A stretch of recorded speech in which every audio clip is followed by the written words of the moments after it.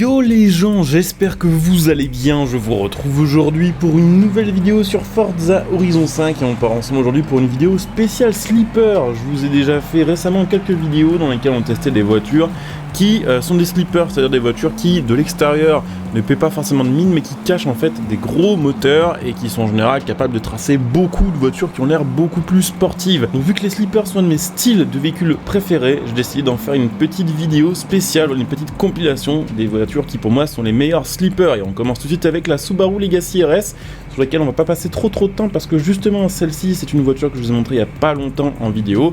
Cette voiture était à débloquer jusqu'au 8 septembre 2022, c'est une voiture japonaise Subaru qui a une silhouette et une ligne de berline tout à fait classique des années 90 du côté des japonaises. Alors à part évidemment la petite prise d'air sous le capot qui dévoile un petit peu le fait que c'est pas juste une voiture normale, mais la bonne nouvelle c'est que cette voiture là vous pouvez la swapper avec un moteur Porsche qui fait quasiment 1000 chevaux et là c'est une fusée puisqu'en plus de base cette voiture a déjà les 4 roues motrices et a en plus de ça une mécanique sportive. Donc ça c'est juste un avant-goût puisque évidemment dans cette vidéo je vous montrerai d'autres véhicules catégorie sleeper qui sont tout aussi cool. D'ailleurs je vous invite évidemment à me dire en commentaire si j'en ai zappé, comme ça si j'en zappe et j'aurai l'occasion peut-être pourquoi pas de refaire une deuxième vidéo de ce style. Et puis n'hésitez pas aussi à laisser le petit like et à vous abonner, ça fait toujours plaisir et ça améliore le référencement de la chaîne et des vidéos. On passe ensuite à un sleeper américain, il y en a plusieurs d'ailleurs chez les américains des sleepers et ce qui est très cool c'est que cette voiture là qui est donc la Chevrolet Impala Super Sport,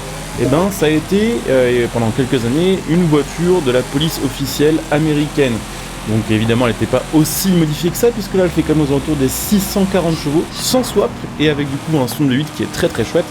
Et effectivement de base voilà c'est un V8 5 litres 7 LT1 qui est assez connu, de base elle fait aux alentours des 260 chevaux, ce qui en fait déjà au final un sleeper full stock puisque 260 chevaux sur une voiture comme ça, même si c'est un peu ancien, qu'on a une boîte 3, ça arrache quand même pas mal, c'est déjà on va dire largement suffisant pour faire des grosses pointes de vitesse.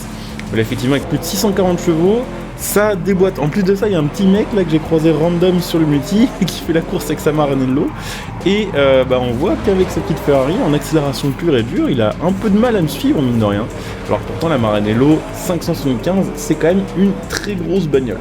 Et d'ailleurs pour info, sachez que cette voiture là, la Chevrolet Impala, vous pouvez la choper si je dis pas de bêtises au concessionnaire et il me semble qu'elle est à moins de 30 000 crédits. On passe sur une anglaise, la Jaguar XES. Alors il y a pas mal de sleepers aussi chez Jaguar, parce qu'il y a pas mal de Jaguar en fait qui ont plus ou moins ce design là. Sauf que celle-ci pour le coup c'est celle vraiment qui a le design le plus cool, le plus doux et le plus on va dire classique possible. Alors de base c'est une voiture qui fait déjà 340 chevaux, donc la XES, déjà sans amélioration, c'est déjà un sleeper entre guillemets. Parce que de l'extérieur ça fait un peu voiture familiale, voiture de commercial, un peu riche entre guillemets, mais déjà 340 chevaux ça arrache. Alors là dites-vous bien qu'avec les améliorations on en sort 630 et qu'en plus de ça je pense que dans cette vidéo ça va être la voiture la plus maniable qu'on va tester. Elle est plutôt assez sportive à ce niveau là aussi. Les autres sleepers globalement en général on considère que c'est des sleepers juste à cause de leur puissance, parce qu'en général au drag et en accélération pure c'est monstrueux, mais celle-ci en termes de maniement elle est très cool aussi, elle se manie plutôt bien, y compris dans les rues de la ville de Guanajuato, dans laquelle on est capable plus ou moins bien de drifter. On part ensuite sur une voiture de la mise à jour chinoise de Forza Horizon 5, le Wuling Sunshine S. Alors cette voiture là a fait pas mal parler au moment où elle a été achetée sur le jeu parce que beaucoup de gens ne voyaient pas trop l'intérêt et effectivement c'est vrai que de base la Wuling Sunshine c'est quand même pas une dinguerie, c'est une petite voiture qui fait aux alentours des 85 chevaux, c'est un monospace compact et clairement ça a rien d'un sleeper parce qu'on n'a vraiment aucune puissance, mais avec les bonnes améliorations déjà de une, cette voiture là est une des voitures les plus méta du jeu en drift, et de deux avec les bonnes améliorations vous allez sortir aux alentours des 1000 chevaux, même plus que ça sur un swap, vous allez jusqu'à 1300 et si vous cumulez ça à 4 roues motrices, à quelques réglages, ça devient une très bonne voiture. En plus de ça, il y a un kit carrosserie dispo dessus qui améliore l'appui. Moi personnellement, je l'ai mis sans kit carrosserie parce que je voulais vraiment caler l'aspect vanilla, l'aspect vraiment classique de cette voiture là. Et c'est une des voitures en accélération qu'on va tester aujourd'hui qui est dans les plus fumées pour le 0 à 300. Et c'est clairement pour le coup celle-ci un gros sleeper.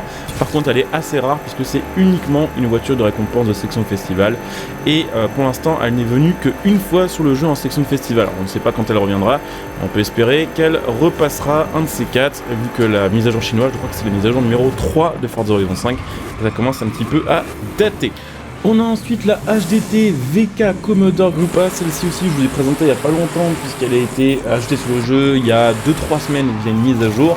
Cette voiture là j'ai été ultra surpris parce qu'effectivement sur Horizon 3 et Horizon 4 elle roulait déjà parce qu'elle avait un bon son, mais j'étais super surpris d'Horizon 5 puisqu'on pouvait dessus swapper le moteur du Ford Pickup F450 si je dis pas de bêtises, qui a un V8 turbo diesel qui sort pas tant que ça de puissance, hein, c'est autour des 1000 chevaux, qui est déjà énorme, mais sur Forza c'est pas tant que ça, et surtout qui fait 3000 Nm de couple, et en plus de ça c'est une voiture qui a un super bon comportement pour drifter, et qui en plus peut être une bonne voiture de course globalement, puisqu'elle a aussi une bonne tenue route.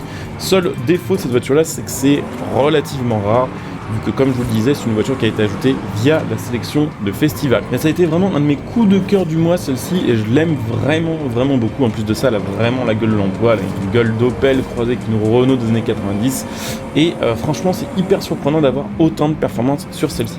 On enchaîne avec la Volvo 850R qui est peut-être la reine des sleepers puisqu'elle a vraiment un aspect de brique. Alors déjà de base cette voiture là fait 240 chevaux. Le souci principal de cette Volvo, qui est d'ailleurs une voiture disponible au concessionnaire pour 25 000 crédits, c'est que c'est une traction.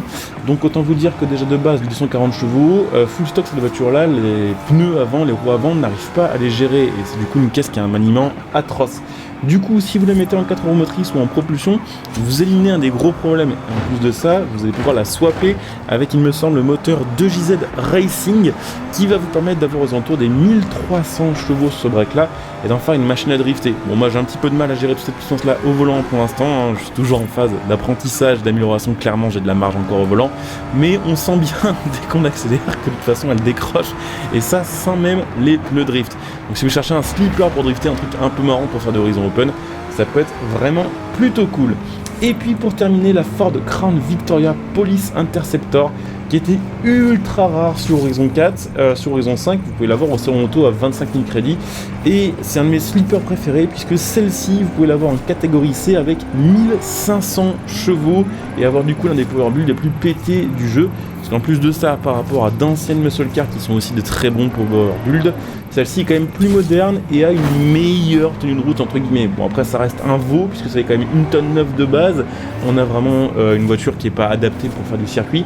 Mais pour se taper un peu des barres et même voilà, en catégorie C pour faire de l'Horizon Open, ça fait le taf, sachant qu'avec le bon swap, vous allez être aux alentours des 1500 chevaux, ce qui fait que cette voiture-là est une des sleepers les plus puissantes présentes dans cette vidéo et globalement une des voitures les plus performantes du jeu. Bon après évidemment on a quelques soucis comme la boîte 4 qui est ultra longue, le maniement qui est un peu horrible, mais je la trouve plutôt cool et en plus de ça, cette voiture est une ancienne voiture de police américaine, donc pour le RP c'est parfait. Donc voilà, on va arriver au bout de cette petite liste de sleepers, j'espère qu'elle vous aura intéressé, qu'elle vous aura plu. Sachez que si ça vous intéresse, à côté des vidéos, je fais aussi des lives et que vous pourrez trouver ma chaîne Twitch en description et en tas de commentaires, donc n'hésitez pas à venir la follow via les liens sous cette vidéo en description et en tas de commentaires. N'hésitez pas si vous avez Amazon Prime à utiliser votre Twitch Prime sur ma chaîne Twitch, ce qui vous permettra en plus de soutenir ma chaîne gratuitement et de profiter de plein de petits avantages par la même occasion. Vous pouvez me retrouver sur les réseaux sociaux, notamment sur Twitter, là où je suis plus actif. Et puis comme d'habitude, vous pouvez soutenir la chaîne gratuitement en faisant vos achats à prix réduit via mes liens de soutien sous cette vidéo. Mon lien Instant Gaming par exemple pour acheter vos jeux, vos cartes d'abonnement. Mon lien Matal.net pour acheter vos configs PC, vos périphériques. Et puis pour ceux qui souhaitent soutenir la chaîne sur le long terme, évidemment vous pouvez devenir un soutien via le bouton rejoindre cette vidéo, ce qui vous fera profiter évidemment aussi de plein de petits bonus. Donc je coupe ici, je vous dis à très bientôt. Bon jeu à tous, ciao.